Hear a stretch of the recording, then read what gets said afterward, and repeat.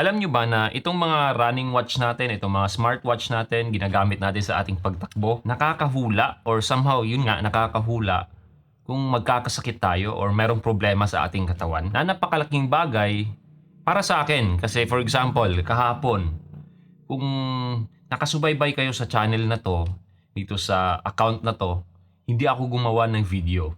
And usually, araw-araw ako gumagawa talaga ako ng video. Kasi meron akong nararamdaman or meron akong naramdaman kahapon na sinabi ko na magpapahinga muna ako.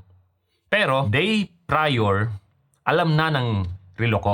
Nag-notify na yung resting heart rate ko medyo mataas kaysa sa typical na range.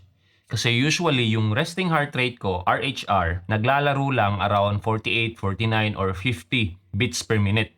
Ganon kababa. Now, yung resting heart rate ko nung araw na yon, around Friday yon, naging 55 to 56. So, tumaas siya.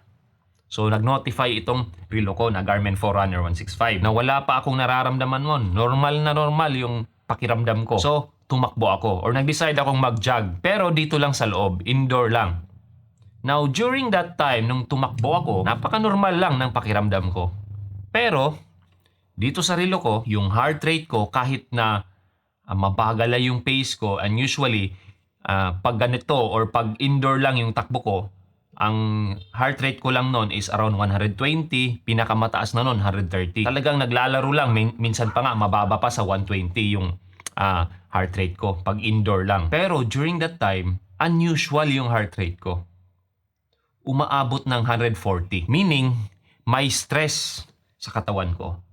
Aside sa mismong pag-jog ko. So doon, naisip ko, magpapahinga na lang muna ako. So instead of continuing na dapat sana around 5 km yung itatakbo ko indoor, nag-decide ako na around 2 kilometers lang. Stop na ako. Nagpahinga ako, natulog.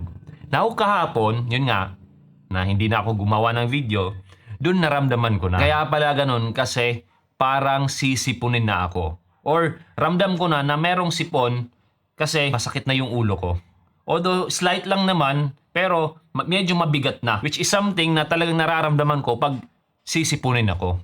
So ayun, nagpahinga ako kahapon. Actually, naibahagi ko na to dati na isa sa or dalawa sa pinaka-underrated na feature ng mga ganitong relo, mga smartwatch, mga running watch is yung resting heart rate saka HRV or heart rate variability.